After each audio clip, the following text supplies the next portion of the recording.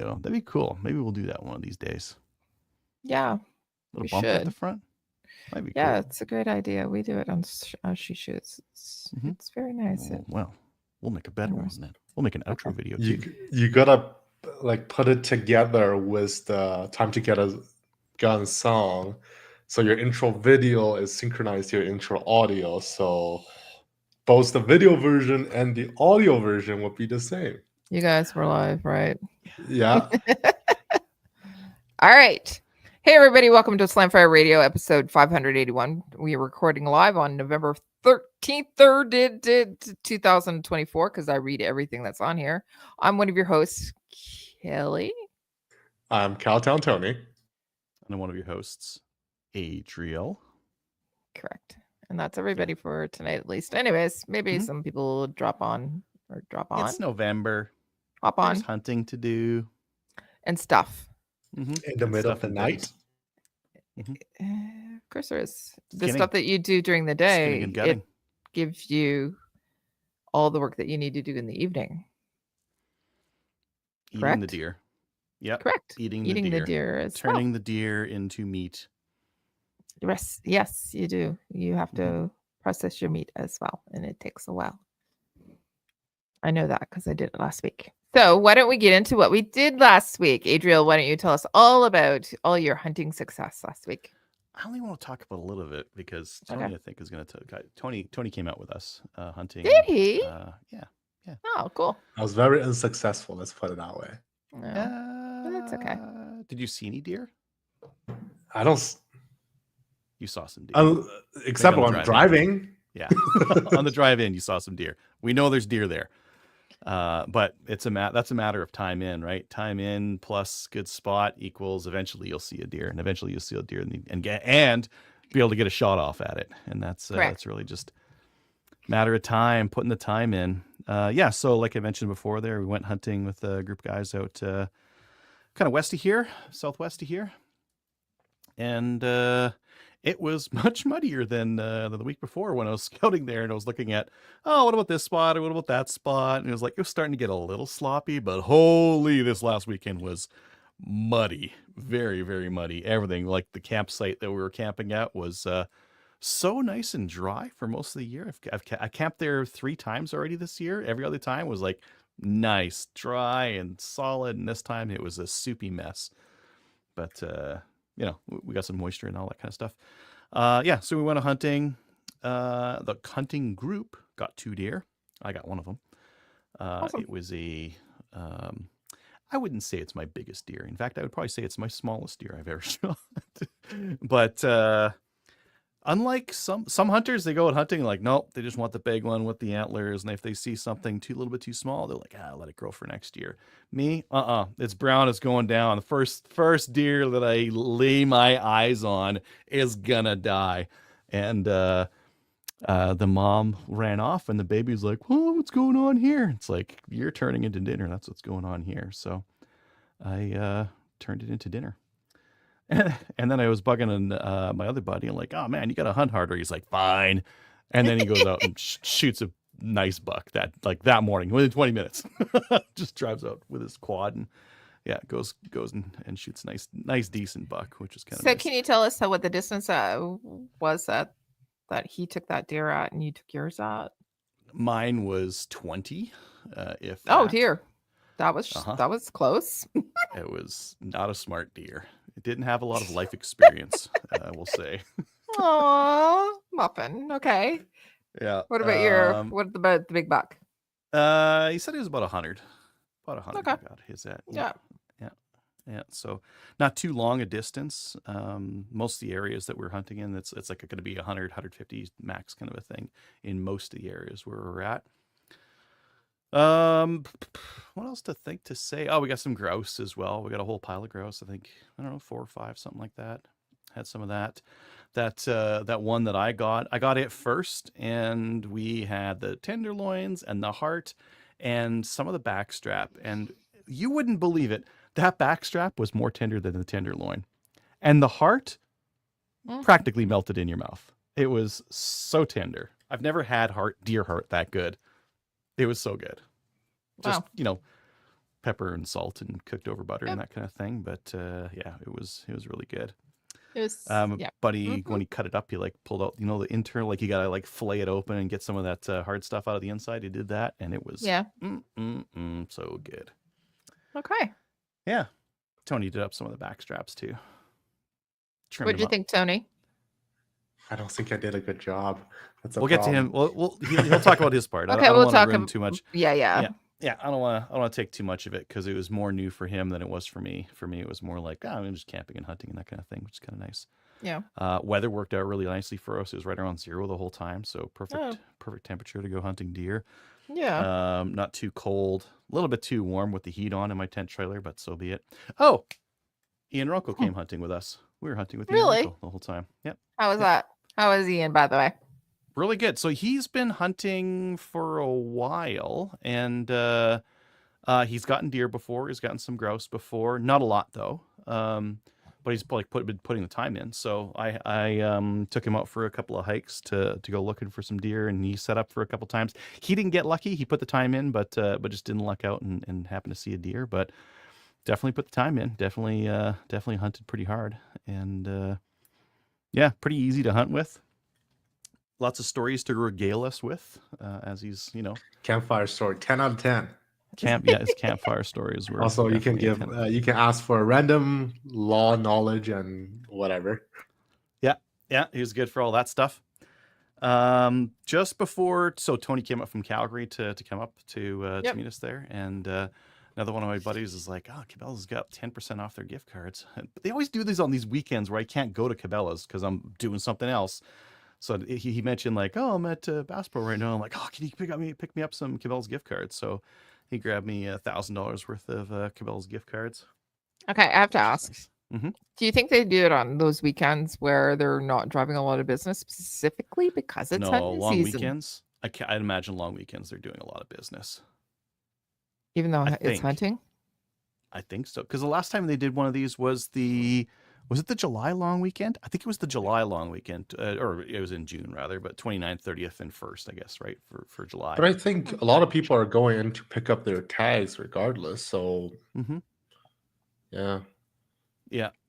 Anyways, Tags. They have to go in and pick up their tags? Alberta, yes. you can get them Really? mailed. You can get them mailed, but 5 to I 7 like to just pick business them. Okay, days, you guys yeah. need to come into the 20th century because we just print them off. That would be nice. But then they won't be sticky. We have paper. It's called paper. You punch a hole in it and then you stick it on your deer. Is it like a nail, like you do at a diner when you're putting the receipts for what orders are coming in? Yeah. I've heard lots of people, mostly US people, they said the tag is notched, but we don't notch anything. It's like a ski pass for your deer. Yeah. You hook them onto them. Close it up. We don't do that. I like just your a way piece better. of paper. I don't like We're having to go supposed get to the tags. You can only print it once and you have to fold it and you're supposed to stick it on your deer when you're hanging it, but we processed our deer right away. So How do you stick it on there? you put it on, you just attach it with a zip tie or whatever. Like or some packing tape. Like Mm. like a shipping label where you just stick it onto the package kind of deal. Yeah, right onto the meat. Right on the face. No, Zombie deer now. when you hang the deer, and normally we hang the deer with the snout down, right? So through the ankles, the ankles, we just zip tie it through that. Yeah, where it's being hanged. But your tag doesn't need to be applied in the field. You're supposed to have it with you. I think it's supposed to be. Well, it's supposed to be here. It's supposed to be applied. Well, yeah, Alberta as soon is as you like shoot it and get to it, you're supposed to tag like it. immediately. That's the first thing you do. Right.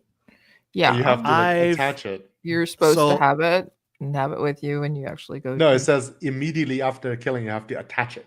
That's like the word. Okay. I've sometimes if I have to drag it through some really rough shit, I'll tag it after that because like it's gonna get ripped off on the way, right? But yeah, otherwise normally pretty immediately. And then as soon as you're done processing, whatever that means, final processing, then you can pull it off. And so and all that kind of stuff. Yeah. So Mhm. again, ours is just a piece of paper, right? And we carry it with us, and as well as our hunting license, and make sure that we have it with us. And then, because literally we process it about 50 meters from where I shot the deer.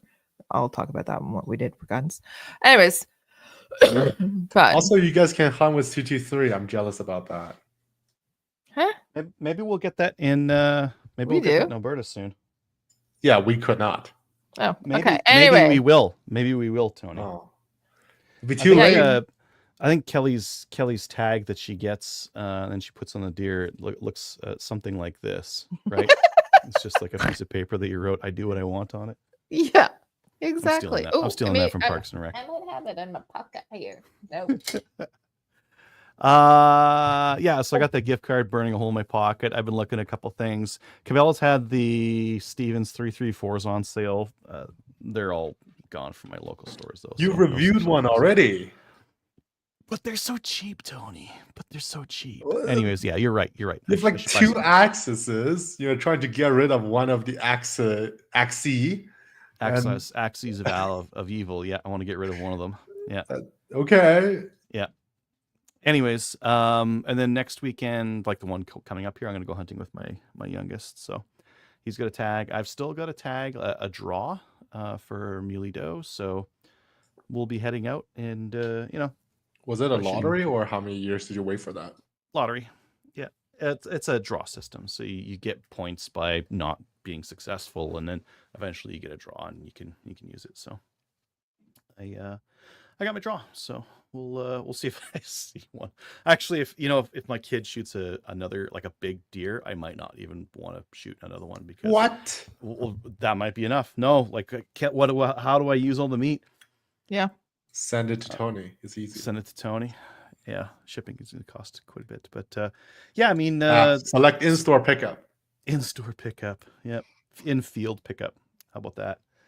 And I'll put one of those little IOUs on there. I let Tony take my deer, and you can take it. But yeah, that was a good weekend, and hope that I see some deer coming up this weekend as well. Kelly, what about you? Well, okay. I was going to say, Tony, do you want to go before me? Now I'll go last. Okay. All right. So this path, I haven't been on in a couple of weeks. This last weekend, no, it has been a couple of weeks. So this last week, I was at the Kincaid Hunting Camp, also known as the Kincaid Ranch, also known as the Kincaid Place. So I did take a week off and I went deer hunting. It ended up being a girls hunting camp week. So I went out there on the Sunday evening, and because last Monday was the start of deer hunting with rifle. When you were talking about 0 degrees and it being good weather and almost too hot, we had 20-degree weather last week. It was too hot. That's but way too hot. Yeah. on the Monday morning, so got up early, like we normally do. I did not bring a rifle, so I asked to borrow one from Kyle and Kelly because I just don't have anything that's appropriate that I want to sling around. I got something that is heavy. Do you still have a and- Tavor? Kelly was using her Tavor, but she's not. So I'll talk about a little bit what we ended up doing. So on Sunday night, I was just looking at what was available to me. So there was a Winchester Ranger, and it's lever action. Yes, I used a lever action. It was 30-30, and it had a nice little red dot on it. It was perfect because when we were talking about how far we can typically shoot, the property there is heavily treated. It's Canadian Shield. So there's a lot of hardwood. There's also a lot of softwood too. And so when we're talking about how far we would typically take a shot, it's within 40, 50, you're really going out because there's, again, trees, Canadian Shield. So we went out, got up early morning. Me and Kel got up at 5 o'clock. We went out. I didn't go very far. I just went out to just right behind the house. We did not shoot off the deck. I just have to tell you, although it was one of my it was one of my spots where I did hang out for an afternoon. So I did go just past the house a little bit where there was some feed, and there was also actually a perfect spot to shoot from because it was a wood pile. So I just set up on the wood pile, just watched them come in. It was Monday morning at 7:10 when I took my deer. So it was the first morning. There was a lot of shooting that was going on. I heard a lot of shooting. There were shotgun shots that were for ducks or geese, because it's also goose season. But we had a lot of deer, people out in the woods because it was warm-ish. But it was also the first day, so it was kind of crazy. Kelly set up in her deer stand, which is also known as our coffee clutch area, and she was using a crossbow.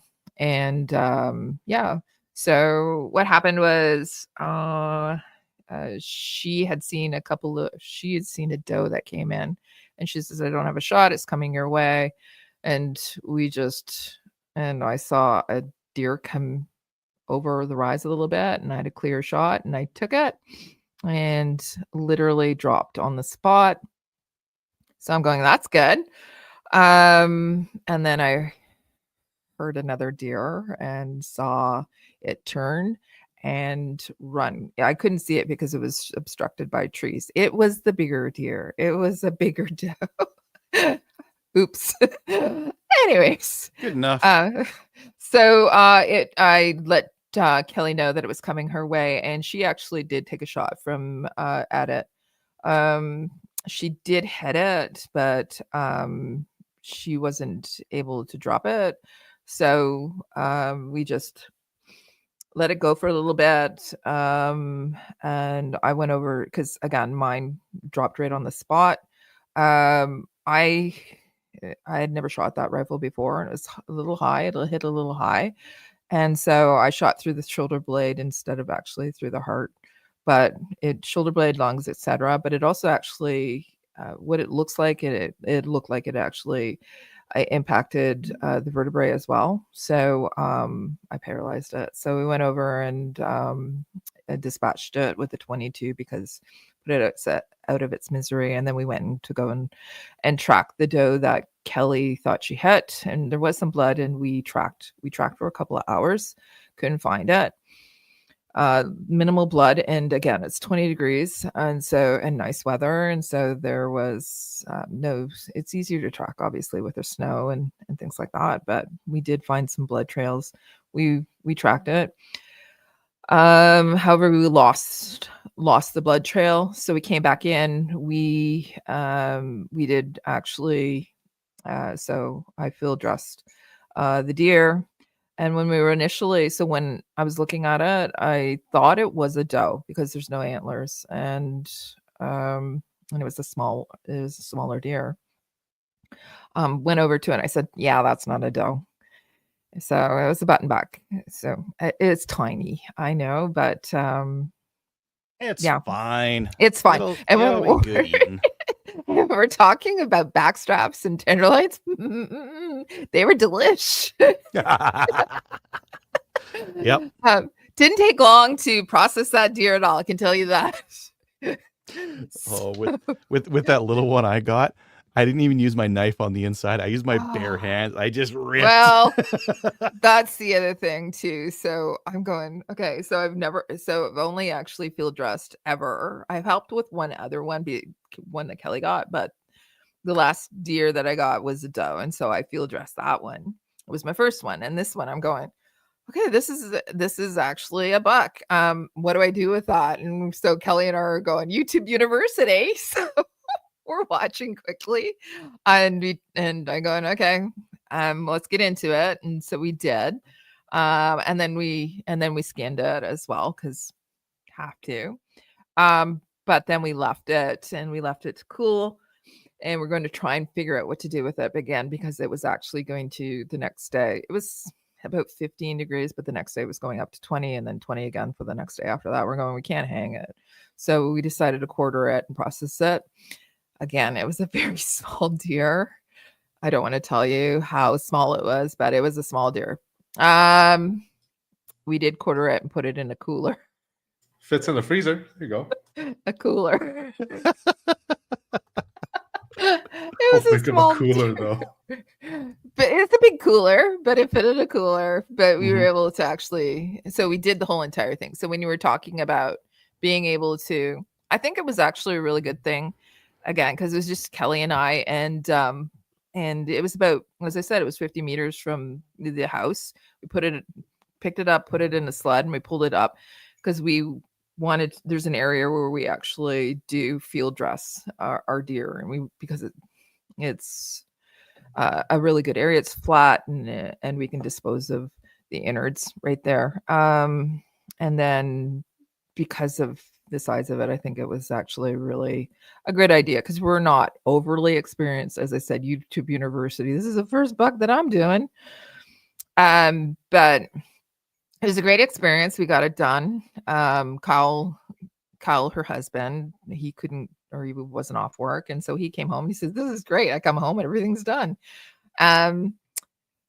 So Anna McIntosh, who's the VP for the women's program this year, so she actually came out on Tuesday morning, and we decided to go again, and we went out all week, but we didn't see many deer after that because, again, as I said, it was 20 degrees and not a lot were getting up and moving. Craziness on opening day. There was so many shots going off, but it was really quiet for the rest of the week as well. Now, that being said, all of us would choose different spots. And when we were choosing the different spots, we would actually wait for people to get there. And then we would walk out to, like, for example, Anna was over at the range that we had cleared for maple seed. And then I'd go and I'd walk down to the back of the property, but I'd swing around. So if I did scare up anything, it would go towards Anna or go towards Kelly so that we're pushing the deer towards them, or we were hoping to anyways. But Wednesday night, I got out to the back of the property and I got a really good spot. And I'm going, you know what? This is so perfect because at the back of the property, there on one side of a ravine, there is a pond, a bigger pond, but there's a roadway along the side of it. And on the other side of the ravine, there's actually a swamp. And those are the trails that the deer come up. I said, we haven't been back there. I'm just going to go back there. I'm going to hang out, see what the hell's going on, see if there's anything. Cause it's 4:00 and the sun's going to be setting soon. So I chose a spot. It was a great spot. I could see on both sides of the ravine, but I wasn't very stable. So I said, I'm just going to pull back and I'm going to go up a little higher. But it only allowed me to see one side of the ravine. So what was happening is I'm aware of what was going on when the sun was setting. I said, we have about 15-20 minutes left of daylight. So if the deers come, better come soon. Squirrels were noisy and they were right beside me and they were being arseholes, as I'd like to say, but they were being very noisy. And I was thinking to myself, you guys better shut up. Because anyways, I was training my eyes and just watching left to right. And then I just felt like something was weird.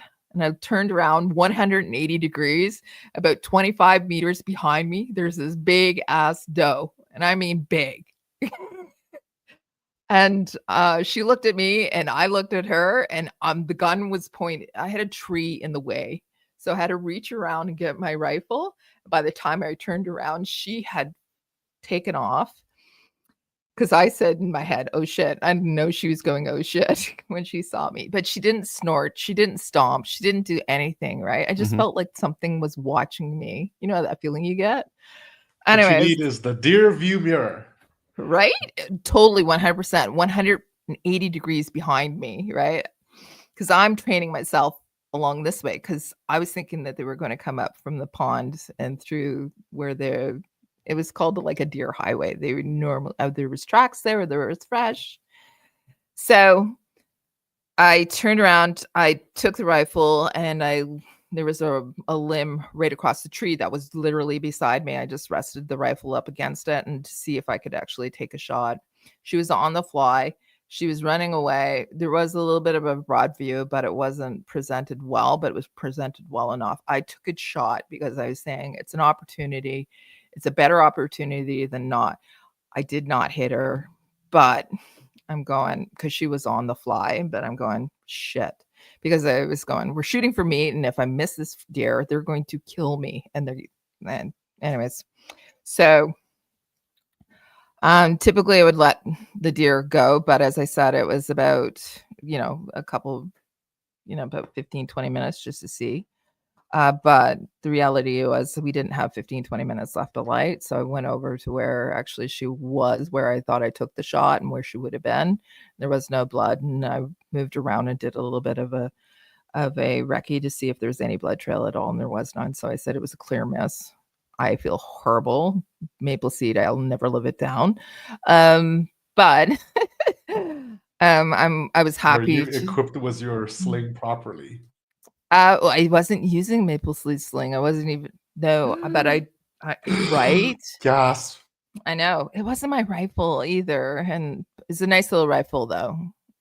It was I did confirm 0 on it though later, and it's a pretty accurate gun. I like it, even though it's a lever action. And as I said, 30-30, no kick whatsoever to it.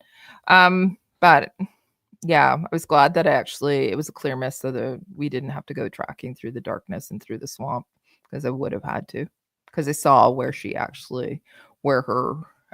trail was, where she jumped off and where she landed and that. So, but it was pretty interesting. She was very curious.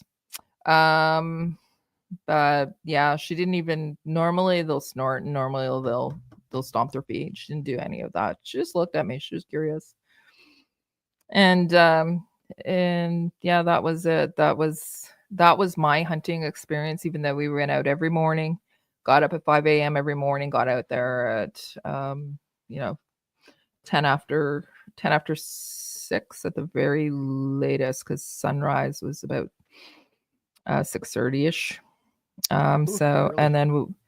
and then we went out every evening as well. We also actually went out throughout the day to see if we could flush anything, and there was just nothing moving. It was way too warm.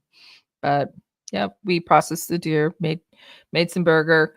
We processed that small little deer, and between 4 people, and everybody got a little bit something to put in their freezer. So we all got some burger, and we also got some roasts, and not a lot. But it was a successful hunt. We're going to continue to actually go out because Kyle, Anna, and Kelly, they both have their doe tags. I had to use my doe tag because it was an antlerless deer. So because he doesn't have any antlers, I have to use the doe tag. So you have to? Yeah.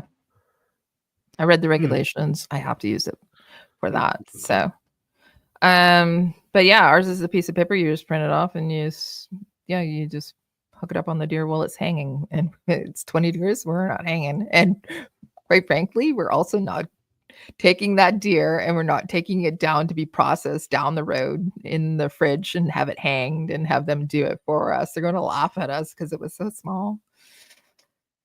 So it's a successful hunt. I did take a deer. It wasn't very big. And the hunting camp. So we called it the Welcome to the Kincaid Hunting Camp, where the deer are small, but the stories are big. So, you got to call it the Kincaid Hunting Resort or something. Yeah. So I did spend one an afternoon sitting on the deck in a chair, in a nice cushioned chair, and just overlooking. There was that afternoon. There was I think counted 12 wild turkeys that came to the corn. Just started eating. I think they were laughing at us. Wild turkey season here in Ontario for the fall ended October 27th. We were wondering. I don't even think Alberta has a fall turkey season. Yeah, they were They were laughing at us. One of the really cool things that I saw on the Monday morning, though, is while I was waiting, so it was before 7 o'clock, just right before, there was an owl that was sitting up there.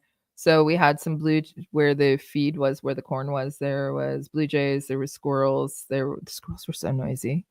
A lot of activity by little mammals and birds. So there's an owl sitting up there, and I saw him fly in and have breakfast. And then about 10 minutes later, the deer walked by and I shot it. So it was an eventful morning. It was great. And it was a really good experience. I highly recommend anybody who is looking at getting into hunting, go and do it, and go and do it with your friends. If you're looking for women to your partner or something to get into hunting, contact some women in your area. We're happy to actually go and hunt with people. We'll show them how to clean a deer. We didn't need extra help, but there was people that are available that said that they would help us if we got a bigger deer, because Kyle wasn't there. And quite frankly, I think that, as I said, we were able to handle what we got. But if we were looking at there was a 8 or 10 point buck that had come onto the trail camera. Came on Sunday night was the last time we saw him. That's the last time he came to the feed. I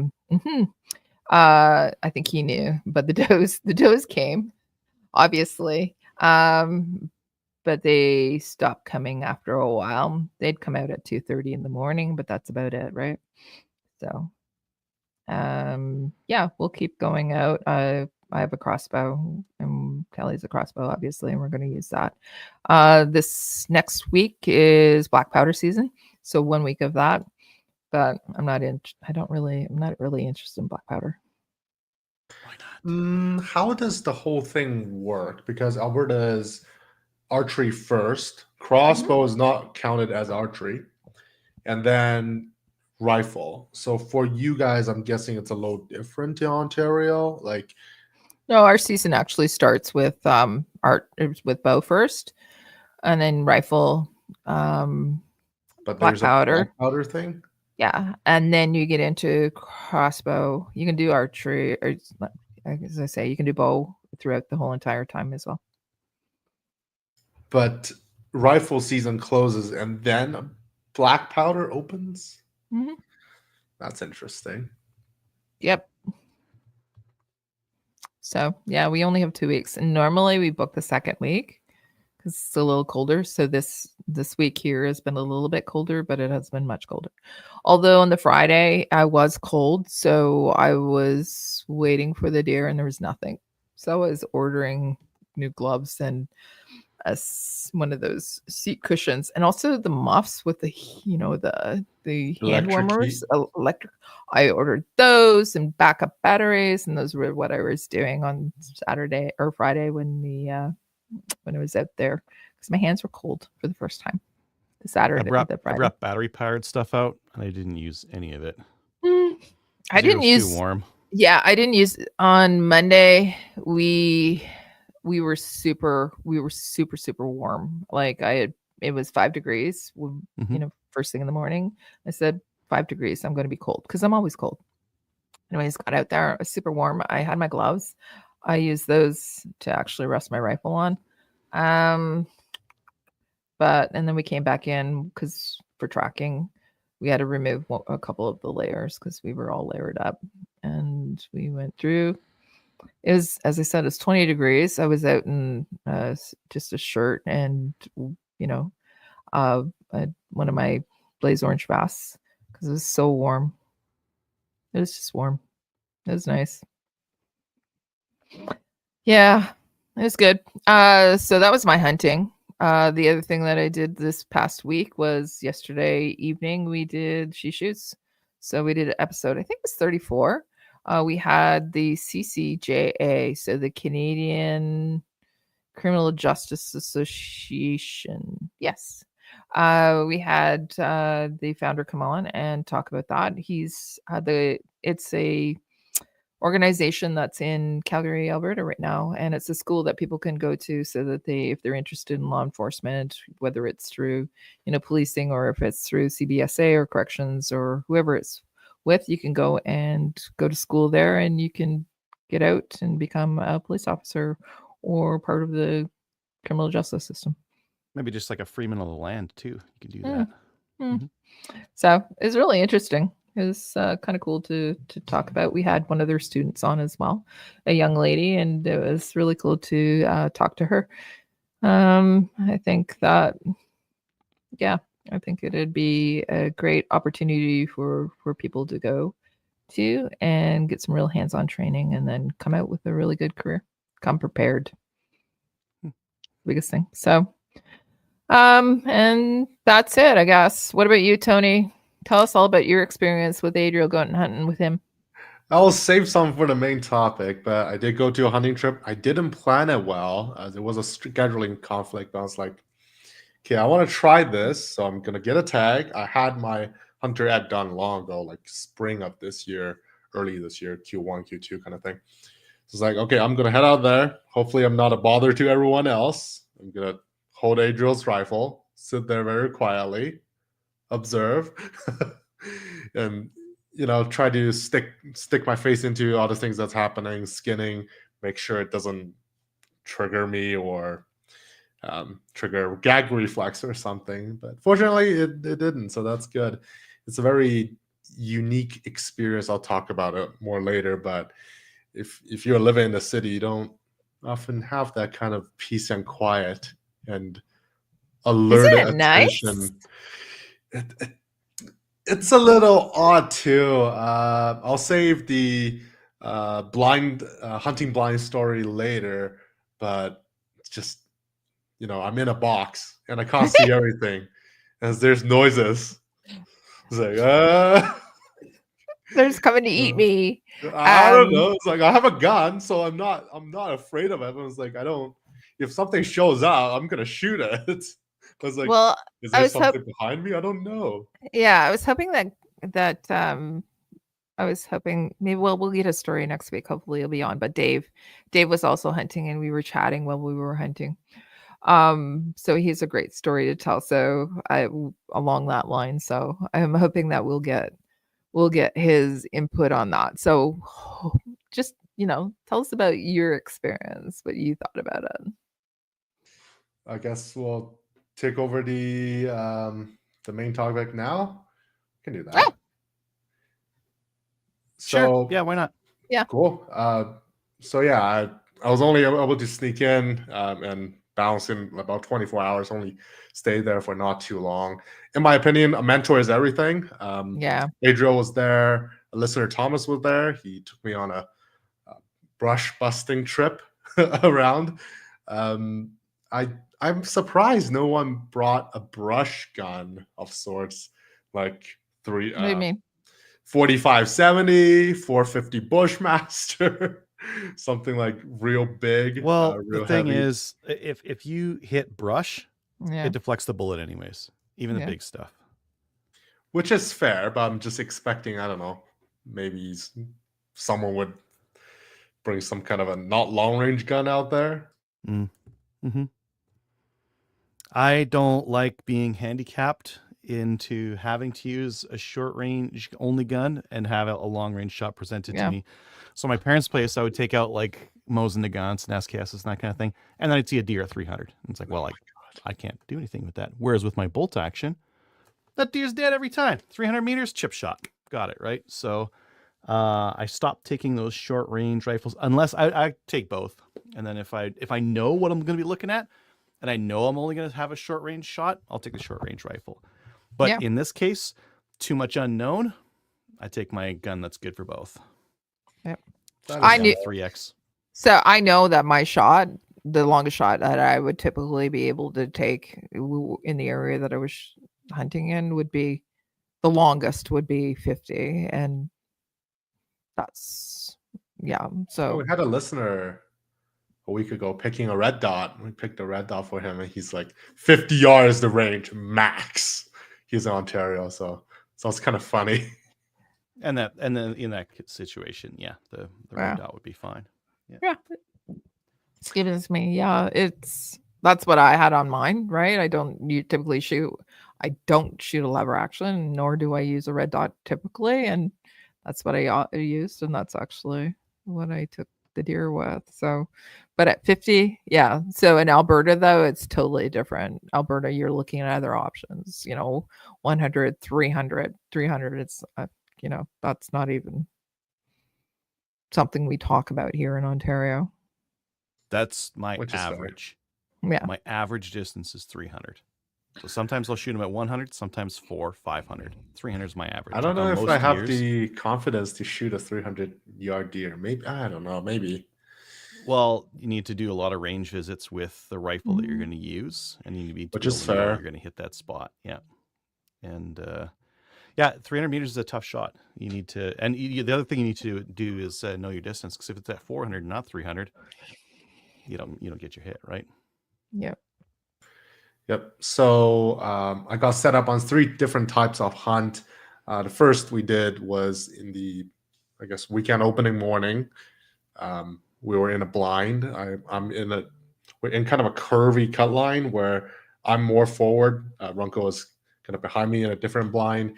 I didn't enjoy it that much. Maybe it's because the unknown is too much. It's my first hunt out there, and I have my electronic Air Pro on, which depends on the situation. I would recommend against. I also have the Hickok 45 style neck type things, which I used later on a day.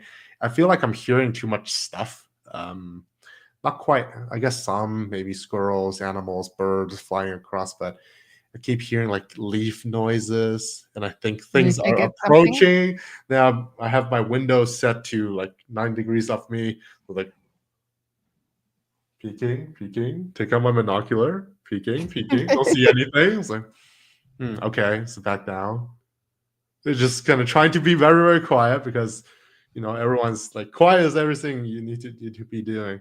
It's like, okay, be very quiet. I'm not big on snacking in the middle of doing something, so that wasn't a problem. So I have a bottle of water.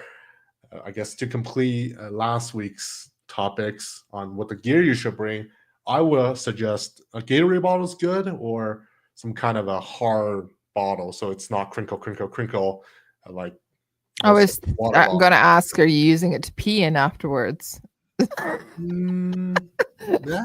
the temperature was low enough that I don't need. It's a good question. Use the washroom now, but no, oh my god, I don't even remember what's the last time I did that. Years ago. Never had a need to do that.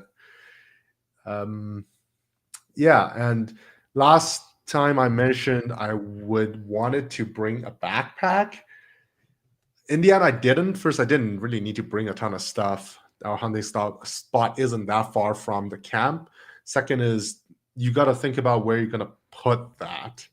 Like if you're bringing a chair, you're sitting in the chair for. If you're just hunting like sunrise hours, so at least 2 hours, you're sitting there, and you probably don't want a big backpack like sticking behind you. Most of the camping chairs aren't as big as an office chair would be, for example. And then you're making additional noise. What are you really gonna need in terms of stuff? For me, is I have my rangefinder on one pocket and then my monocular on the other, because I don't like binoculars after my eyes went all wonky. Mhm. I'm thinking maybe I want a bino harness, so I can put both of them in the same harness, and then you can put your tags and whatever in there. Yeah, maybe an orange one. Yeah. Orange is good. Yeah, One more orange thing. more orange is good. It helps other hunters identify you if you're not on an open big field. Definitely helps, because I'm growing suspicious of all the movements in the wood too. Blaze orange is even just a little bit. You can see it from a long distance, especially like as I said, in Ontario, or it's heavily treed. You can see that blaze orange stands out. So yeah, wear it. Help.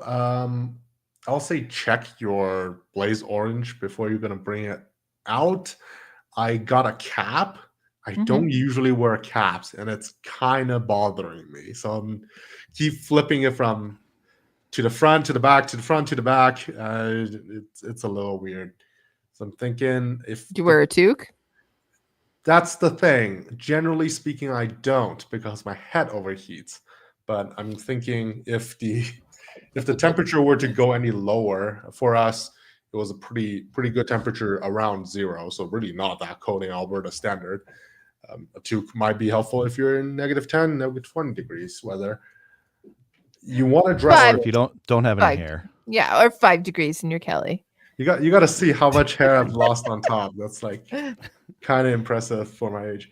Anywho, you want to dress warm, and especially if you're like hunting very still, like in a blind. In a Yeah, you'll blind, feel it. it helps because you're sheltered from the snow. In the later on that day, snow did start to fall, and I choose to hunt at a tree stand in the afternoon, which I feel a lot better about. I didn't think about the whole I am heavy and like the tree is supporting my weight part too much. Afterwards, I did think about that, so that made it a little bit. It's like That tree stand's fine though. it's a little shaky, but when you're sitting on the tree stand, your thighs and legs are Exposed. horizontal to the ground where the snow is going to fall. And if you don't have waterproof pants, it's going to start to melt, and then it's going to start to get real cold real fast. So do take that in mind. So if you're hunting in a very still situation, I would say dress like 15 degrees cooler than what you would normally. But like during noon when we're brush busting, you probably want to dress about 10 above what you're doing. It's like I got way hot. We're like stepping across everything. Layers. You want layers. You want Give layers. yourself some options. Yeah. When I was a kid, I was very into the inner and outer layer that zips together, so I can take it all off as one thing. Yeah. In a wilderness situation, you don't want that, so you can change how you are configured and how the thermal situation would be. I did not get a deer. Adriel did, but let me see if I can share my screen. We did find this when we're busting through all the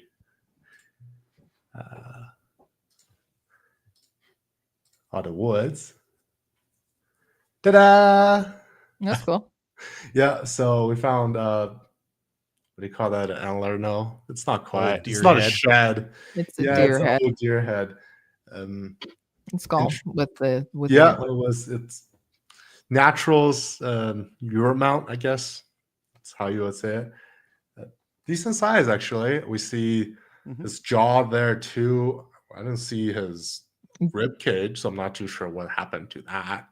And it was at a spot that's far away enough that we don't think it was a hunter that did this. We think this is all how it Could be happened in animal. nature. Yeah. Very likely. So did you take it and have you hung it on the wall? Do you have a deer story saying it is something that you shot at 500 yards with? No, One of the I other did guys took not. it. Yeah, Who's a listener. listener Thomas did take Thomas it. took it? Okay. Yeah. This is a thing. So like before you go on a hunt, make sure your family's okay with it, or you're never gonna hear the end of it. So I specifically asked my parents, like, to what degree of a deer head is allowed. So your mouth is not okay. If we just leave the antlers, that's okay. so it's not like I'm gonna have any good use for it anyway.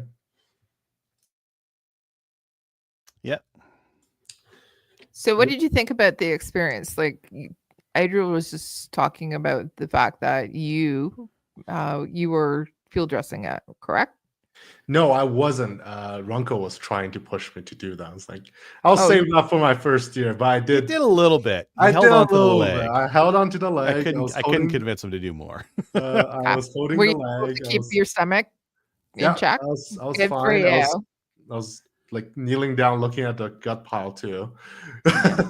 I know, to challenge myself a little bit, but yeah, I'd say if you're new to it, try to get yourself.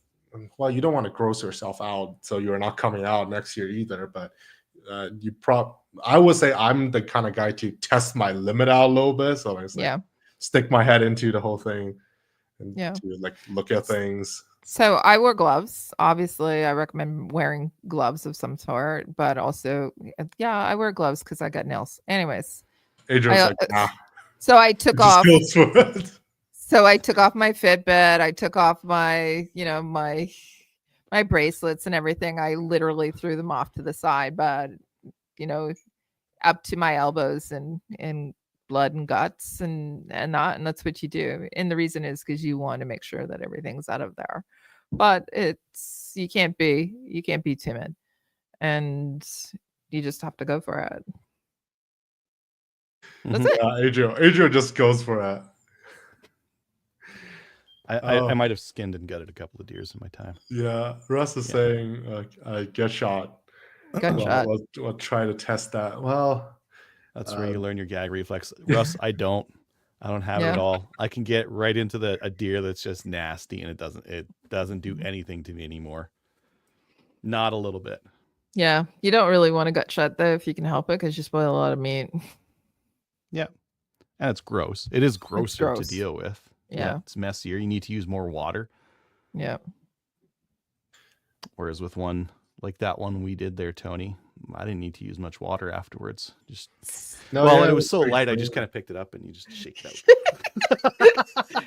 So I was thinking about it, right? Because I will acknowledge I'm a newer hunter, ish. Anyways, but I'm going, this is really easy. First day of hunting season, morning of, 10 minutes after light, bang, we're done. Okay. Drops right on the spot. 2 deer dropped right on the spot. Okay. When? But I know it's not always like that, because one of the first deer that we went after, when Kelly shot it off the deck with the whole story with the towel on her head, right? When we pulled it out of the shower, we had to track that deer, and we tracked it for quite a while. So I know that, you know what? Hey, but Tony, it's all about putting in the time. I keep saying that, but quite frankly, as I said, the past 2 times I've gone out, first day of hunting season and the first hour of hunting season. That's the difference between private land hunting and public. Yeah.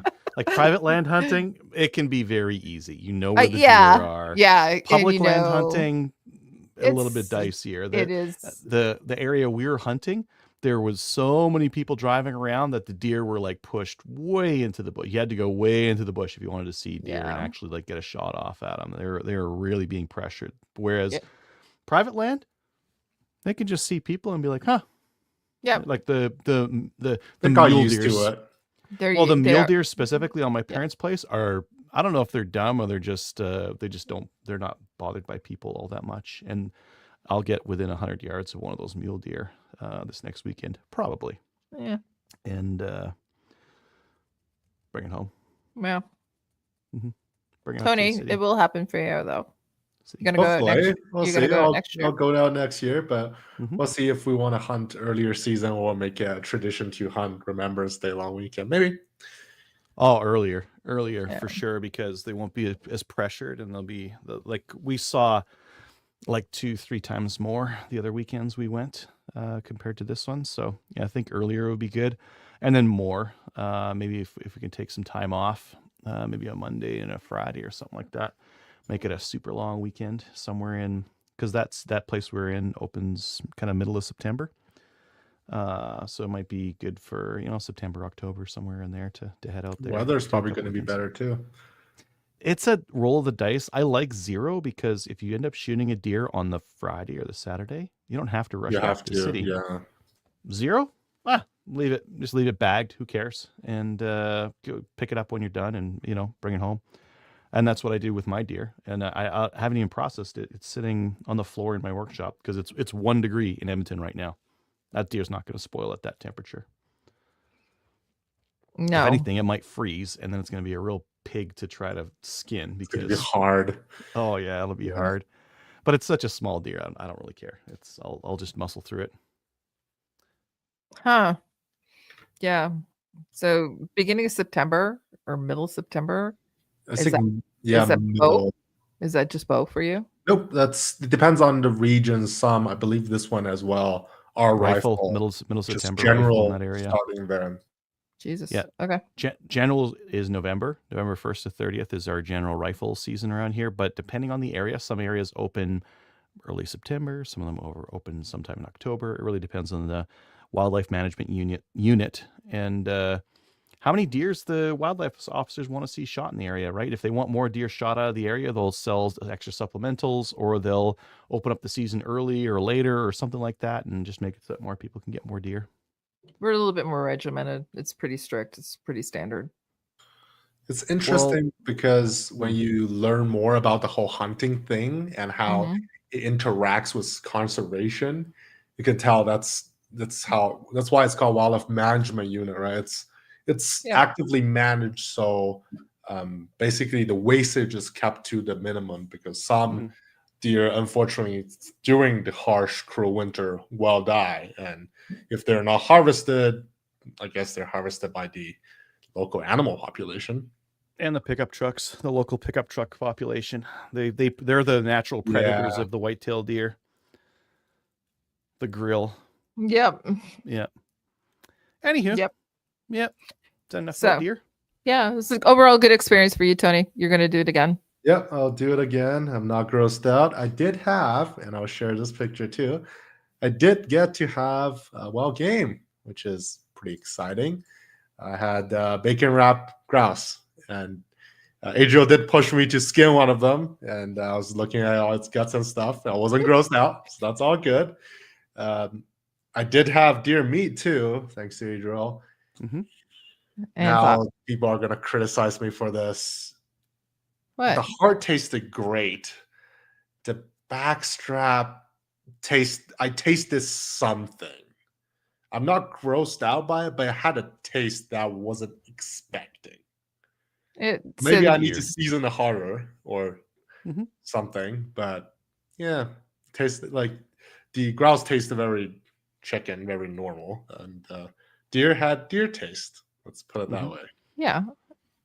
That It- deer it- was so odd though because the heart was so delicious. Yeah, Like normally, heart's I'm not a good. heart guy. You know, normally it's pretty tough. I was telling him like that's gonna be tough, and I ate it. I'm like, what? It wasn't tough at all.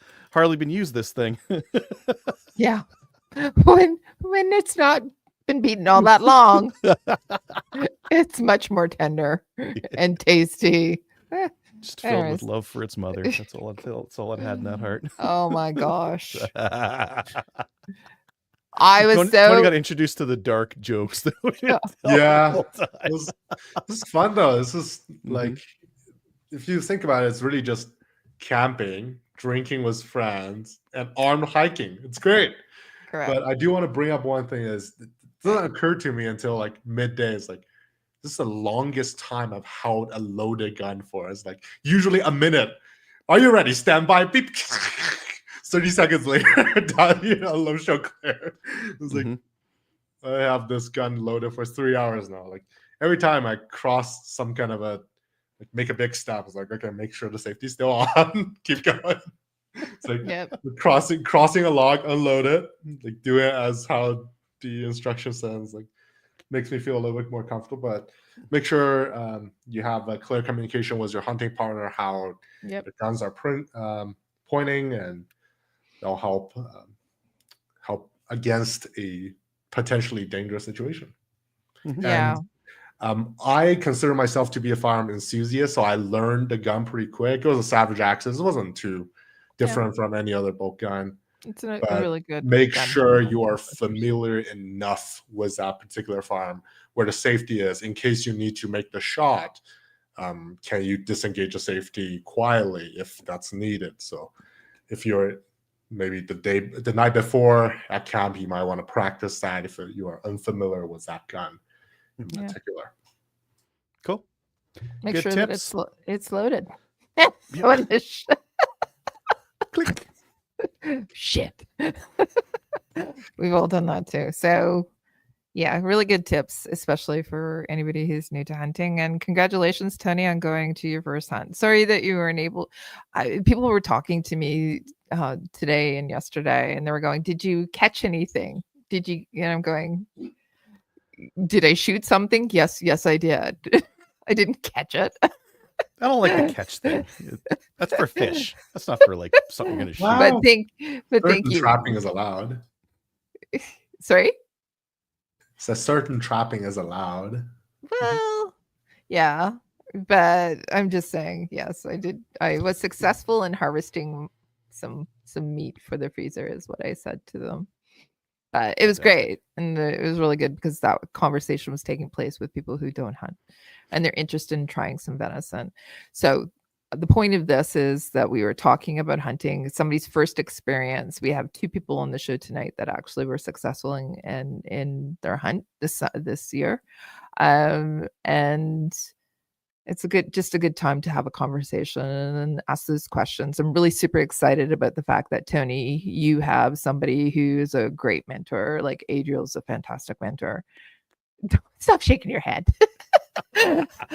and Kelly and Kyle I are. shot a baby deer, Kelly. I'm not a good Listen, mentor. so did I'm I. like telling Tony, like, we're not grocery shopping. If it's brown, it's down.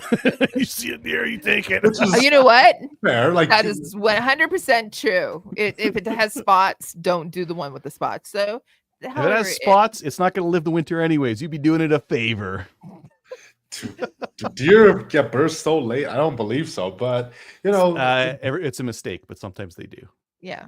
So Huh. as I said, if it's brown, put it down because we have people who said, no, you know what, I'm going to wait for something bigger. Or I'm going to wait for a buck or whatever. And then they don't see anything. But Mhm. the reality is, and this is my thought process too, if I have a deer at 7:00 on Monday morning, I'm going to shoot the deer, and then we will actually then look at. So we had a conversation when we were talking about having clear communication. We did have a conversation because I have filled my deer tag, but I'm going to be out there and I'm going to actually, if I see a deer, do you want me to shoot that deer? And the conversation was absolutely yes, we're filling the freezer. So shoot the deer and we will work out whose tag it's going to be because we're here on the same property. Because I'm okay with stepping back and letting somebody else fill their tag, especially somebody who's never shot a deer before. It'd be their first one, like Anna, right? But no, the discussion does take place and we have those conversations. And as I said, Tony, it's really great that you had Adriel as somebody who is mentoring you to be able to show you what to do with dressing the deer. You took part. Okay, you watched it, but I watched it in full. I didn't do much, but I did watch it. Right, you didn't throw up. Good for you. It's a Next good one. step. Good And Next I- one's all his. And I had that same type of people or persons in Kelly and Kyle, and they think it's like the biggest win. They keep talking about it. We took this vegan and we made her eat shooting and eating deer. Look at that. Rock stars. But it's a really great experience from, where your food comes from. You have the ability to taste the food and you have the ability to actually, it's about management. So we understand that process now. So congratulations, Tony. I'm just going to leave it out there. My dogs are barking, literally. Any more that we want to talk about for that subject matter? Because it was the topic of tonight. I think we're good. Tony will be building his hunting gun, and I'll build something real dumb. Why? So we're gonna crowdsource some ideas because it's gonna be dumb, and I like dumb guns. That's just how I roll. Like, I don't know. Maybe I wasn't a fan of the Savage Axes. You're getting that gun banged around a lot. It wasn't very maneuverable in the blind. The barrel is very long. It wasn't very convenient climbing up the tree stand.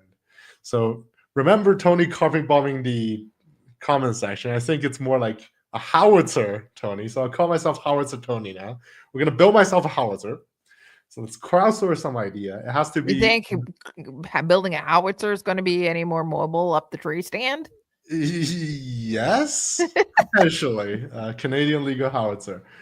It has to be in a standard AR action, so not AR-10 based. Smaller than that.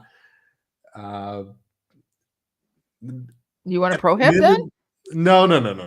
We'll build it as a manual action. The minimum requirement has to be if it's some crazy wildcat. Starline has to make the brass for it. Barnes have to offer a copper bullet. It has to be a 16 or shorter inch barrel. You can send your suggestion in via email or comment below. And you have to make a compelling point for why Tony should pick that cartridge type. I'm already looking at a few dumb options: 450 SOCOM, 450 Bush, 350 Legend, which is more applicable in the States, but you can make it work. Or kind of on the bottom of my list right now, more practical, 6.5 Grendel, but then that means I need a bunch of random AK parts. Well, 7.62 39 parts in general. No 50 Beowulf though, because the magazine laws are too dumb and I don't want to deal with it. So yeah, I'm not that anything else I heard wasn't dumb. they're less dumb. They're not as dumb. I don't even know if they offer a 50. I'm going, Tony, what the hell are you talking about? I don't know. I want to build a dumb gun to take a deer. If it's always going to be 100, I'm not too comfortable taking a shot more than 200 because that's how my shooting career has been. IPSC shooting, You'll be fine. BTSA is 200 You'll be yard max. That's kind of where I'm at. Maybe I can take a longer shot. Am I comfortable taking that shot as my first year? Probably not. So I'm gonna build myself a gigantic howitzer. So shot That placement. you have to climb up a tree stand with. Okay, go ahead. Got to be short and probably Shorty 338 Lapua. That's not gonna fit in a standard AR action. 10-inch barrel. Yeah. Put a break on it. Yes. Yes. I wear Air Tank break. Pros. I wear Tank Air break. Pros, so it's okay. Double up. I know I haven't found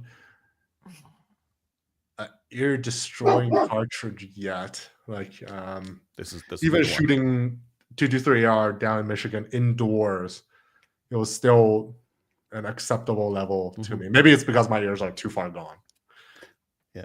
Cool. Yeah, you Okay. mentioned you wore. I one more question. You mentioned that you wore Ear Pro, electronic Ear Pro.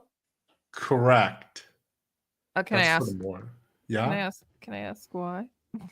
Just, I am curious, super curious, because I'm always actually. Because I don't want to blow my ears out. Okay.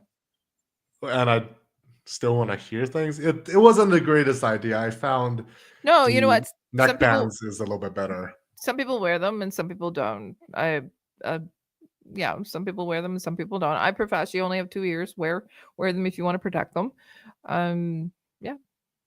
I thought it was interesting. It's also, they're great for keeping your ears warm too. Which is fair. But Yep. yeah, it's just maybe coming from a sport shooting background. Sports shooting background. That's Yeah. what I do, right? And I've shot Jason as a recommendation was six arc. 6 arc is pretty similar to 6.5 Grendel, to be honest. That could be considered. Yep.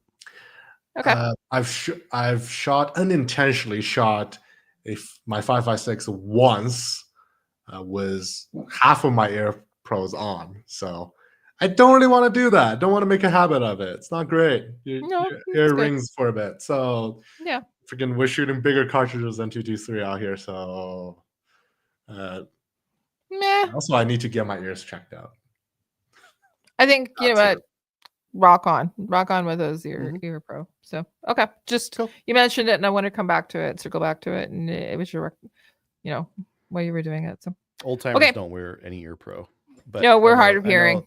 I know younger people and newer shooters all wear Ear Pro, and it's probably a good thing. You know what it is. It's The better how- thing would just be suppressors. Great. Sound moderators, yes. Mm-hmm. Then I can't have my short Silencer. barrel. I want a silencer. I don't want a suppressor. I want a silencer, please. Shall we get on to upcoming events? Yeah, sure. Okay. So upcoming events. So guess what? It's getting into the winter season. So Maple Seed, we have 2 that are going to be happening this upcoming weekend that are going to be happening up in Huronia, which is Penetanguishene and Midland. Both are sold out. So guess what? That's it. We're looking at Get on the wait list. Well, yeah, there is a wait list. Mhm. But we're looking at anybody who's interested in having an event. If we haven't already been at your club before, send us an email at info@mapleseedrifleman.com and I'll get you in touch with the regional coordinator from that area. Just let us know where Yeah, you're you've at. been emailing Yeah. a couple of those to me. Yeah. Yes, I have. So what about you, Adriel? Are you doing any more of the HGG firearms training? Are you doing You any more know of it. that? I know, You right? know it. This one this weekend, Saturday, is sold out. Sunday, there's still some spots at the restricted if you want to join that one.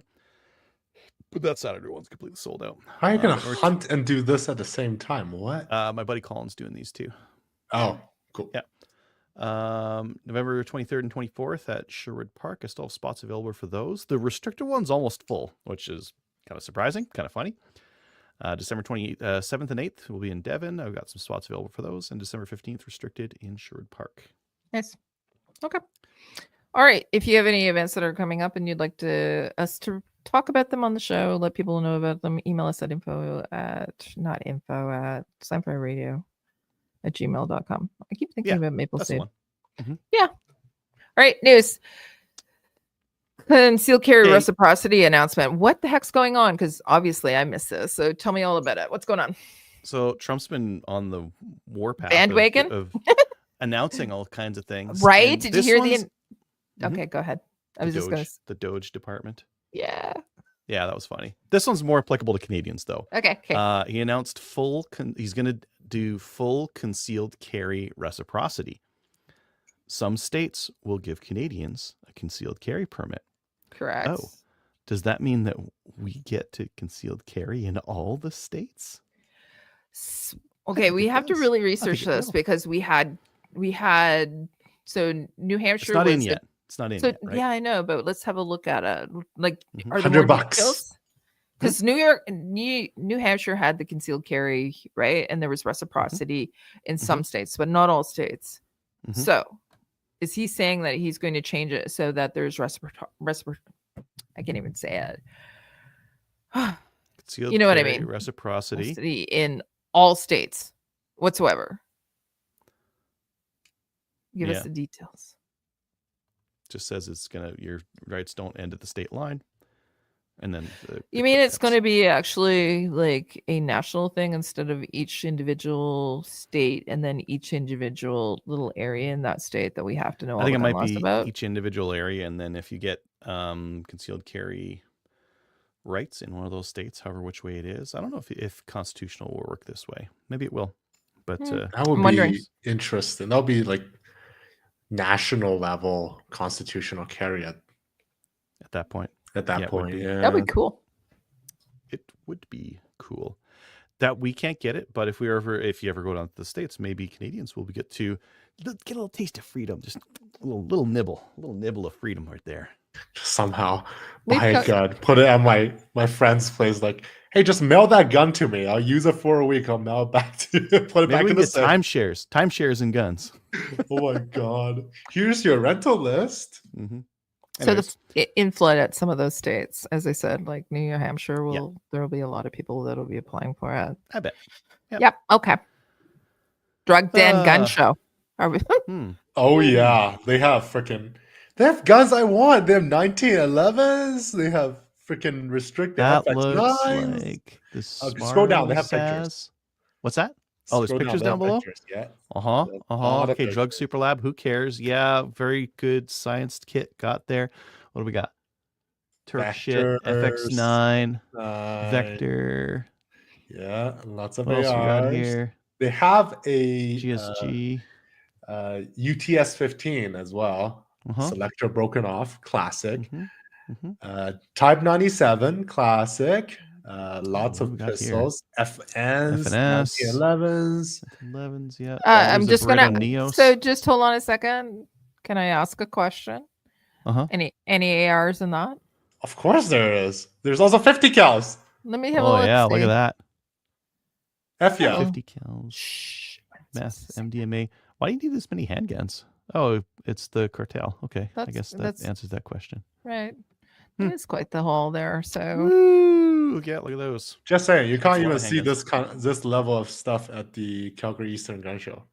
No, because that's prohibited. That's prohibited.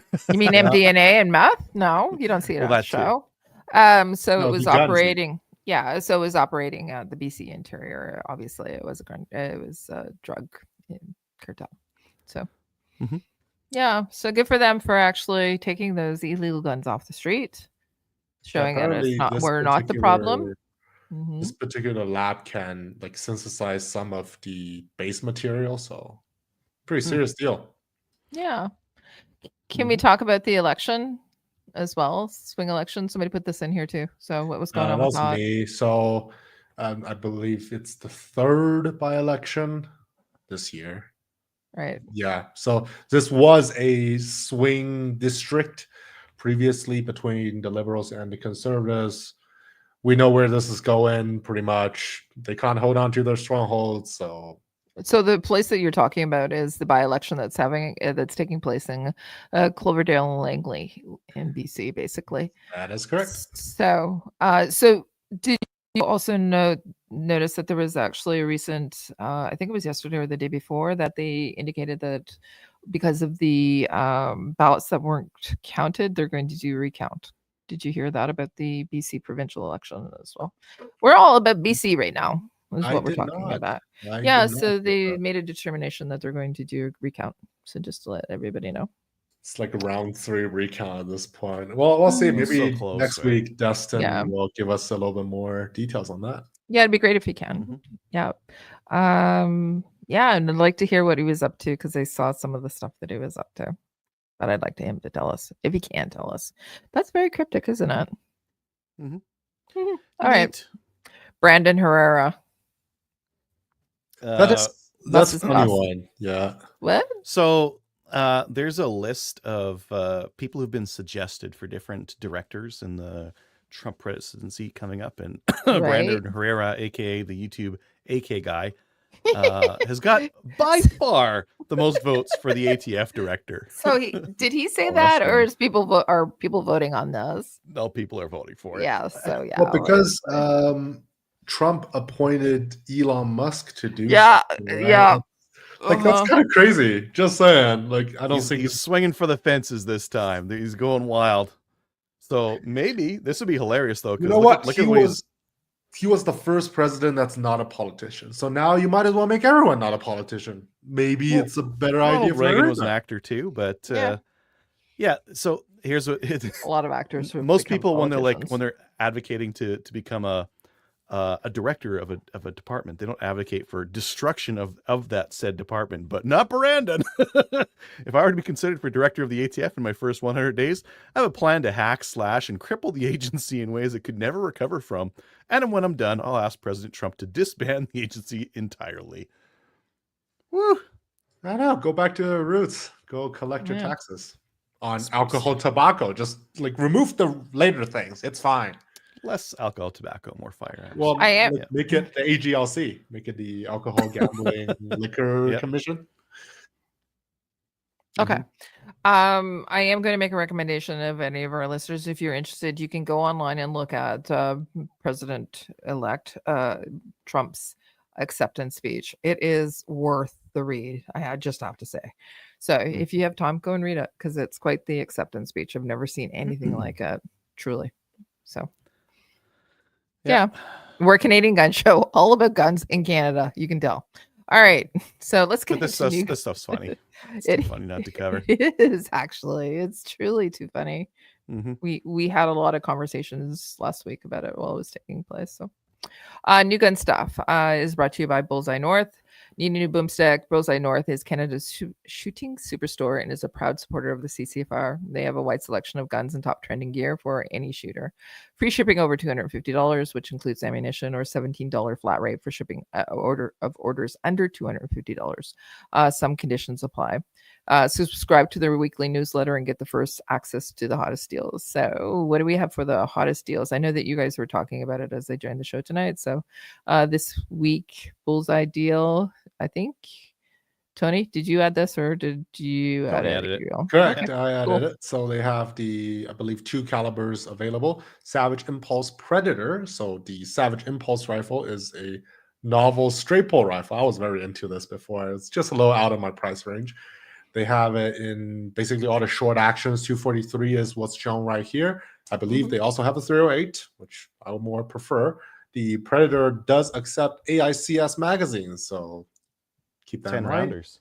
Yep, 10 rounders or 12 rounders if you go to our Canadian friends at MDT, mdttac.com. Mhm. They also have a $100 rebate right now on top of the sale that's going on, $100 US. That's how Savage rolls. So yeah, that is our Bullseye Norse pick for the week. Good pick. Cool. Thank you for doing that. Okay, so let's get Oh, into the let's other see stuff here. as well. Savage 93 Mark II Rascal for $30. Go down. Savage Renegade for $100. Impulse for $100. 110 for $200. That's with the Proof Ooh. Research Carbon Barrel. if you're Oh, into that's too expensive. that. 110 "Ah." Elite Impulse, 110 Precision for $200. Yeah, there's some good ones.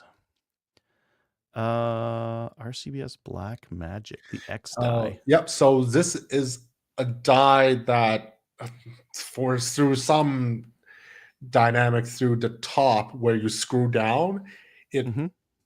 redistributes the brass where you don't have to trim a second time. Which is interesting. Apparently, so far through RCBS testing, RCBS, I believe, is a part of Hodgdon now, so that's pretty cool. The powder manufacturer, and yeah, apparently it does not affect the life of the brass. To be honest, I wasn't a fan of the original RCBS dies. Was the screw and the rod on the top, but the new Yeah. dies seems to improve on that. And yeah, this you can add it as a single die to your current die sets, and they have a standard bullet seeder. So maybe it will help you not trim as much. Cool. What they've tested is to 20 firings, which is plenty, in my Yep. opinion. Ooh. And the long-awaited Magpul FMG9, it became a collaboration project between Magpul and Zev Technology, so like very high-end Glock. And I believe basically the pistol itself is now Zev, but the furniture, the folding parts are Magpul. I'm thinking, is this going to have the SBR9, the Iron Gun 9mm beat in terms of, short PCC chassis thing? I don't know what's the legality of folding like that. Maybe it's too short for Canada. We'll see. It's a lunchbox. It's Yeah. your Power Rangers lunchbox that turns into angry Power Rangers. It transforms. And you can have your traditional handlebar iron sights, or I believe a Picatinny version will be available as well.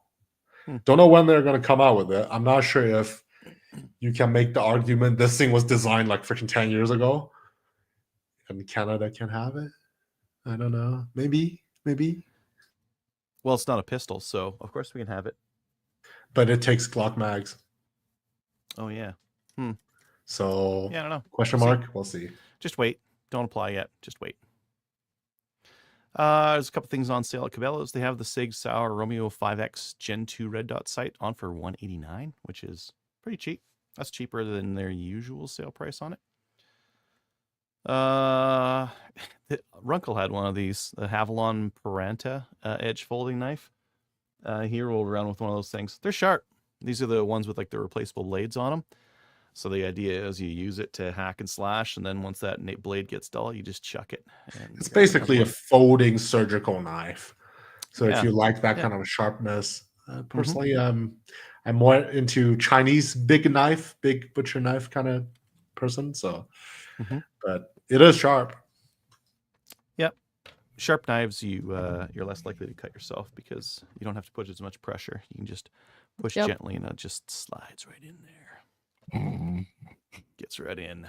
And And then, yeah, I think you put this one in, Tony. Correct. the This is a over-under? new cheap over/under double gun. It is by Pointer, who is under the umbrella of Legacy Sports International, who is the master distributor, I guess, or the marketer of the Hauer rifles. And they Hauer, also sell yeah. some There's a Turkish there's shotgun though. stuff- There's yeah, just a straight up it's a- Turkish shotgun. Turkish shotgun, so I don't know how well it's gonna be, but consider it does have some support behind the name.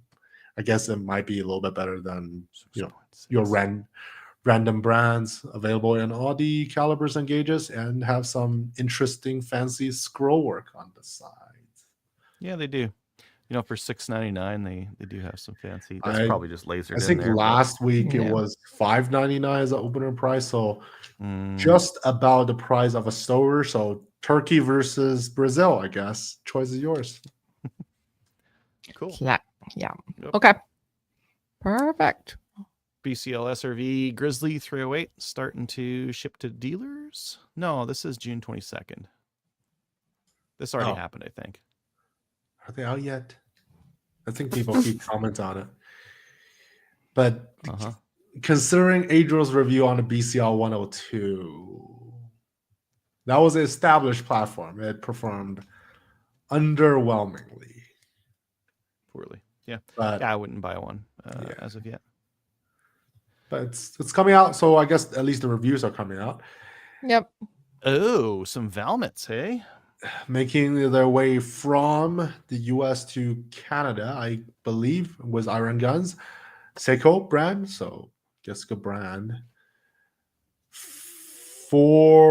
4.1 grand US. 4100, yep. 4100, Yikes. 30-06, semi-auto in an AK action. 4.1 grand. I don't know. I know people are 2100. attached to AKs. I didn't think but, about like, that. how AK do you have to be your AK to make it remain an AK? Like, how You're look- AK is this? Okay. Tony, are you looking for anything that you can say is an AK, but I don't okay. Or AR? I'm not that not? attached to an AK, so I'm okay. Okay. But I know someone out there is going to want this, and I guess because there hasn't been a fresh shipment of Velvet into the country for a bit, so you might want this. I think it'd be cooler if the stock set could be replaced, but it looks like from the angle, Yeah, it's an that angle might be cut. difficult. That might be difficult to just like plug straight AK stuff onto. I don't know though. Yep. Yeah, This not is sure. like how do you say, unsporterize an Enfield. It's the same project, unsporterize and AK.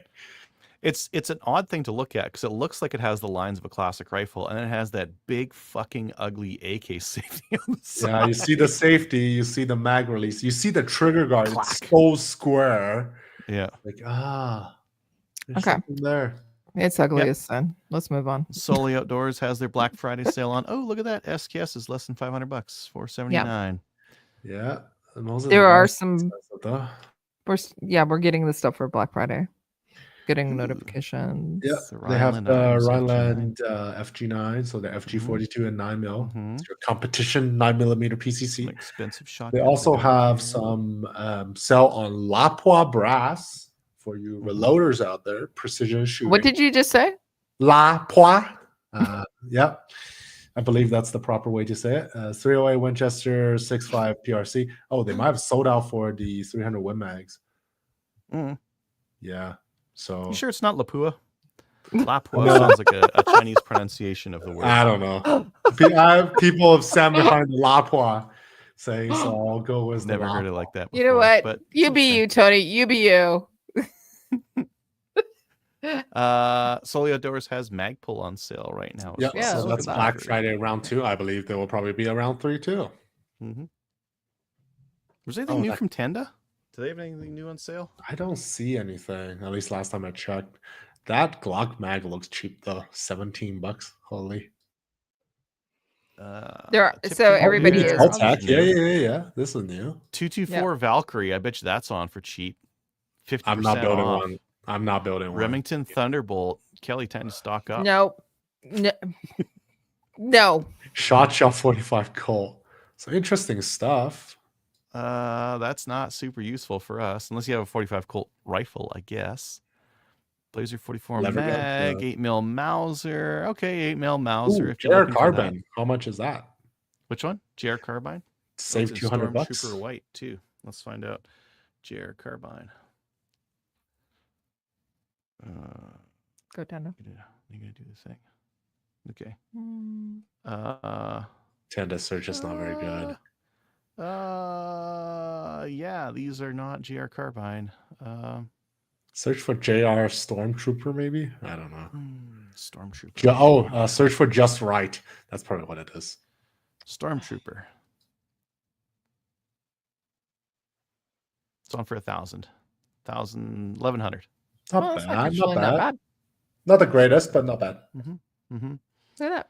Okay. Underbarrel shotgun, Citadel left tack, Blazer 40 Smith and Wesson. What do you think this Thunderbolt's going for? Not that any of us are going to buy it. I'm just curious. Like, are they at that 7 cents a round? Are they well below? Not well below. 52.50. Let's see what that is. If it's 2 cents a round, 490 divided by like 52.50. It's 9.3 cents a round. Oh, that's fuck that shit. Pricey. That's way too much. I don't know. Maybe after Federal took over the Remington plant, the rimfire may have improved. I don't know. Nope, don't care. Oh, the Federal Valkyrie they got for $20 a box. Wow. 20, 29. But if you get some of this, oh, that's a trim die there. $39, $29 for some Nosler ballistic tip. Yeah, neat. Oh, look at that. $18.99 for some gold meta match. That's pretty good. Woo! Yep. $18.99. How many people have a 224 Valk though? Well, I mean, if you ever bought one, you'd want to really cash in on all this ammo that's getting cleared out because it's gonna be gone after this. It's a dead caliber. There's people aren't. Something it's called reloading dies. Yeah, well, you'll have to get them because yeah, nothing else to get. Sorry, Kelly. Keep on going. FOC Black Friday sale has started. Yeah, I know, but their shipping costs are always so high. If you can go there, that'd be good. Oh yeah, It's their prices are great, but their shipping costs are so high. I just can't. I can't get from them. A lot of people are putting, as I said, a lot of people are putting on their Black Friday sales. I know that SFRC just sent something out as well about that. So go and check out your local stores. They have the Hera. They have the Hera H6. Who? I haven't seen these things for sale yet. Oh yeah, I think they're in. The weird side mag. Yeah. Your manual action stern has arrived. Mm-hmm. Yeah. What's the price on it again? Sten gun. Black Friday. What do they got? Show me what you got. Rossi R95. 4570. Yes. Levers. Who cares about any of that stuff? Wow, $7.99 for a lever gun. That's pretty good. $6.95 for small pistol primers. Bullseye did that too. Momentum. Well, that's kind of neat. 270, 22-inch barrel. Magtech. I can get better. I don't know. Troy straight pull, $1,000. Tika T3X. 10 mags for Glock. Price for the JHP 45 long coal is not bad. Not great, not bad. I don't know. I never buy that stuff. All right. Okay. Sorry, Kelly. I'm done. Idros, he lives in the West. He is so anti-cowboy guns. I'm not sure why. Very anti-cowboy guns. Yeah. So, okay. I think that's it, isn't it? Yep. I haven't been keeping track. And we already covered the main topic of the show, which was talking about going hunting, specifically about Tony going hunting. His first time. Congratulations again, Tony. Awesome job. And you're going to do it again. So that's pretty fantastic. We don't have any new emails this week. So let's get into any of the YouTube comments as well as Facebook. Do we have any that people were talking about? I think there were some recommendations for caliber for you, Tony, but I think that we talked about it a little bit as we were going through, correct? Correct. We do have YouTube comments though. CCFR watched our last episode. Says great episode. Thank you, CCFR. I'm not sure who's actually on that account, Rod or Tracy. Maybe both. No. Thank you, team Let me just CCFR. say Else. somebody else. Yeah, somebody else. Maybe Kelly. No. Brent said, as much as I like to be able to hunt with 223 Remington on big game, it's probably not a great idea. A couple of years, I hit a buck too far back with a 139 grain GMX bullet, Okay. 7mm Ram mag. He went down, got up, and pushed. We pushed him for 4 hours until dark, and that was that. Never found him. Wow. I always order my green tags from the Alberta RELM app, which is like our app thing. In the spring, I get enough for deer, bear, walleye. It's a hunting and fishing, right? So I'm and- thinking, right? Because you have to do both Correct. your hunting tags as well as your fishing. And maybe You a have to find its social vestigial feet and then put it through there. You have to put the tag through. Yeah, its you have to vestigial put feet. Yeah. you have to actually hook it in through the feet of the fish. Mhm. Because that is Mhm. correct. Go ahead. Okay. I've never killed an animal past 100 yards, but my binos come with me everywhere in the Badlands. Chest harness was my tags and rangefinder. Great That's episode. a really as good usual. idea. Thank you, Brent. But Trevor mentioned he shot a doe with a 300 Win Mag, and that thing still ran for a bit. So I think shot Mhm. placement is something. It's the only thing. Yeah. Shot placement is the only thing. You can shoot something far back with a big rifle and it doesn't matter. So I don't know, mate. I like options. So, give me a pure copper bullet, Barnes TSX 70 grain 223. I'll load that. I'll run that. I'd run like a 65 grain soft point or something like that. I think that'd be fine. On a deer at like under 200, deer's dead. I like lead free though. And then Eddie, Tony, that Joe Biden shotgun quote is fire 2 blasts outside the house. I promise you, whoever is trying to come in is not gonna. With some, laughing faces. I highly do not recommend taking his advice, of course, especially if you live in an urban environment, or semi-urban environment area. Hammerly is an old Swiss, now German company. They originally made barrels for the Swiss Army, then target rifles for ISSF, Olympic-style shooting. Going back to movie guns a few episodes ago, a Hammerly Model 280 was used by Brigitte Fonda in Point of No Return. Yeah. Destin can fact check that. Enjoy your hunting trip. I did. Thank you. Adriel, I found binos handy to ID game even when hunting in close. For example, during antlerless season, I check to make sure the deer aren't sporting nubs. Regarding the hunting checklist, is Kelly's bathing suit in camel pattern or blaze orange? Or does it not matter because the hot tub acts as a blind? All very good points.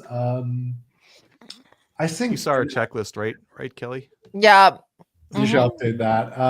I think No, in it's Alberta, accurate. anything less than 6 inches are considered as antlerless. There's like a measure; it's pretty long. So, like, if you have a spiky, it's still considered as antlerless, I believe. Do check the regs.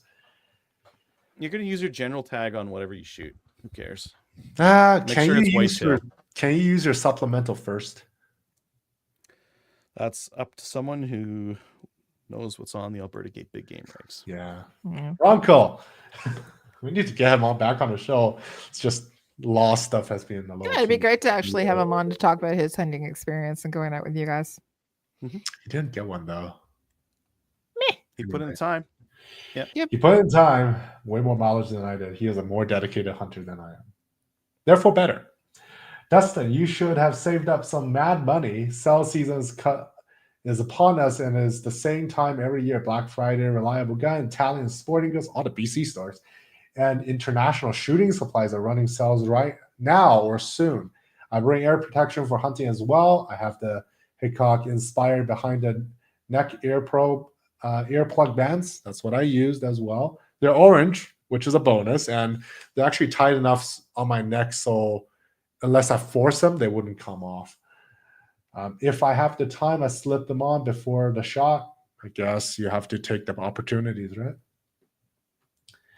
And that is all the YouTube comments for this week.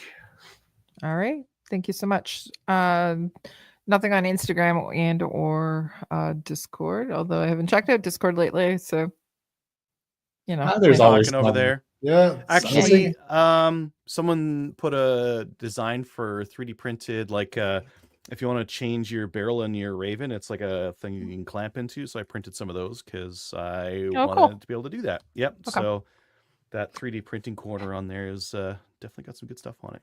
Did want to mention also that we have on Discord, we now have a subfolder for hunting too. I know that because we were talking about it. Not that I went and visited, just saying.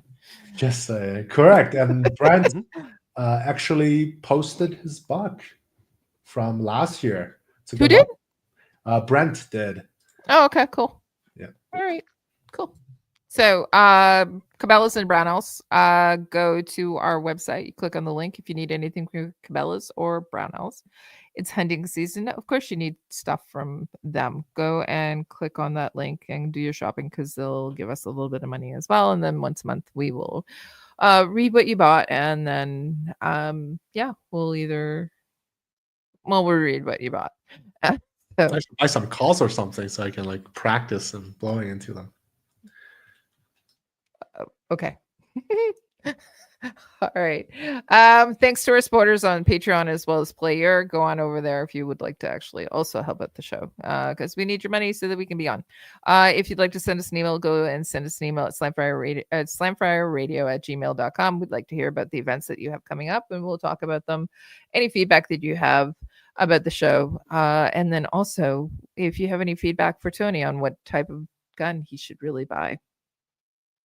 Build, not buy. Build. Well, okay, build. All the stuff that he should buy to build his gun. That's correct. That is correct. All right. Any shout outs? Adriel, what about you? Yeah, just the guys in the Hunt Cap. Tony, Ian, Will, and Thomas. Yeah. Cool. For a great weekend. It looks like you had a bunch of really good guys there. So I'd like to give a shout out as well. I'd like to give a shout out to the Kincaids because fantastic time.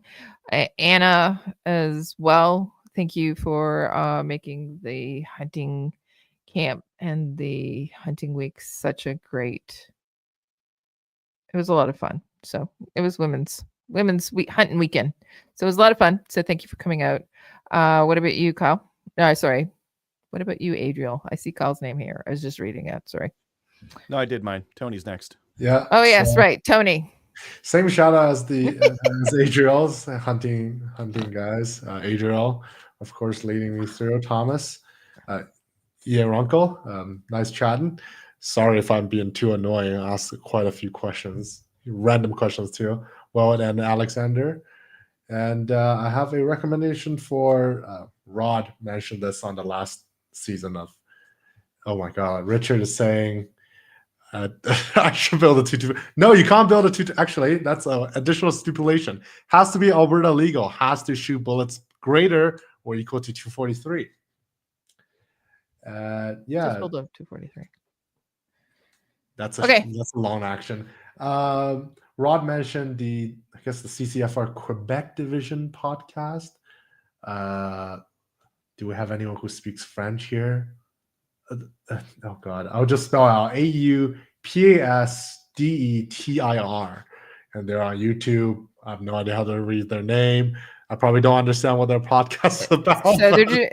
So they're doing a podcast in French for the CCFR. So it's pretty cool. I just don't cool. understand it. Maybe I should enable subtitle or something so I can read it. Okay. Cool. Uh-huh. Is that it? Mm-hmm. All right. Okay. I guess that's it. Unless anybody got anything else, go over and check us out on Discord. As I said, there's a new hunting subcategory there. You can talk about all your hunting success this year. Go and watch us on YouTube, Facebook, as well as Twitch and Player. join the CCFR, and go and listen to their new French podcast, apparently. And guess what, everybody? We'll see you all next week. Have a good night. Later. Good night.